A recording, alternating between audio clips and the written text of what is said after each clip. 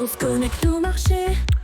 Allez, bonjour, je reviens rapidement sur ma plus grosse position actuellement. En fait, elle est sur deux comptes, donc c'est pour ça que je dis que c'est ma plus grosse et que vous ne le voyez pas vraiment sur les comptes.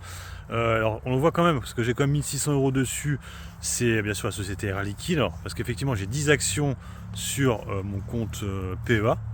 Et j'ai aussi 10 actions sur mon compte titre, vous savez, nominatif pur. Ce qui me fait en tout 20 actions. Alors, bien sûr, j'en ai 10 qui sont validées pour 2027, avoir 10% supplémentaires sur les actions offertes. Non, 2027, excusez-moi. 2027, ce sera le dividende agrémenté de 10%. Et 2028, ce seront du coup les 10% supplémentaires sur l'action. Donc du coup, ce sera une somme d'argent. Donc je vais essayer encore d'en reprendre. Alors c'est que cette année, j'en ai pas encore repris. Du Air Liquide entre nous. Alors c'est que les résultats, c'est pas avant le 21 février. C'est ça qui est un peu chiant. Elle est remontée à peu près comme le CAC 40. On est à plus 7 sur le début d'année sur Air Liquide. Donc on est remonté, on va dire. Je ne sais pas ce que vont donner les résultats. À chaque fois, j'ai trouvé les résultats un peu décevants sur Air Liquide, à chaque fois qu'ils ont annoncé. Mais le marché, à chaque fois, a acheté. On a quand même un petit peu chuté depuis ses plus hauts. Donc on est encore assez bas. Pour vous donner un exemple, sur le PEA, je vous dis, je suis toujours en moins-value actuellement. Alors que j'étais rentré, pas les plus hauts, mais j'étais pas très loin. Pas très loin. Et donc, on verra. Donc ce ne sera pas avant le 21 février. Alors moi, du coup, la logique, si ça s'effondre de nouveau, je reprendrai plus sur le PEA. Ça c'est sûr et certain, je vais garder mes dignes comme ça.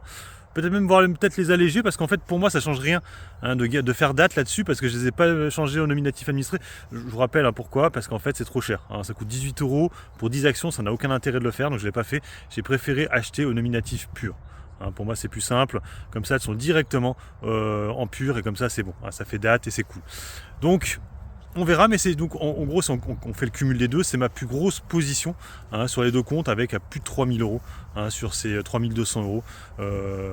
Voilà. Après, la deuxième position, ce serait VERE, qui est à peu près à 2500 €, qui est un ETF pour le coup. Voilà. Donc juste pour faire le point, donc voilà, deux lignes différentes, une au nominatif pur et une autre au nominatif non, rien du tout, au porteur, qui me donneront effectivement une action dans 2 ans. Si je laisse comme ça, mais c'est pour ça que je vous dis, je peux alléger, passer sous les 10, en vendre peut-être 5 quand je serai en plus-value, et me dire, si à un moment ça s'effondre de nouveau, peut-être en reprendre, pour avoir peut-être les 10 d'ici 2 ans. Parce que c'est dans 2 ans, les actions gratuites maintenant. Donc il y a le temps, on va les voir.